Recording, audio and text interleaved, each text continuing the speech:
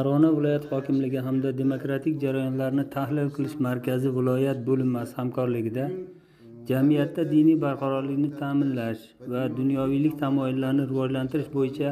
aholining xabardorligini oshirish mavzusida davra suhbati tashkillandi. Unda mutaxassislarning O'zbekiston Respublikasida fuqarolarning vijdon erkinligini ta'minlash va diniy sohadagi davlat siyosati konsepsiyasining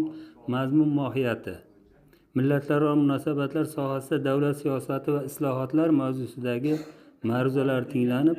sohaga daxldor bo'lgan diniy tashkilotlar, milliy madaniy markazlar hamda boshqa nodavlat notijorat tashkilotlari mas'ullarining bu boradagi fikr, mulohaza hamda takliflari tinglandi. Uning yakunlariga ko'ra, bu kabi tadbirlarni muntazam o'tkazib borish hamda bu boradagi davlat siyosati mazmun mohiyatini aholining keng qatlamlariga yetkazish masalasida o'zaro hamkorlik olib borishga kelishib olindi.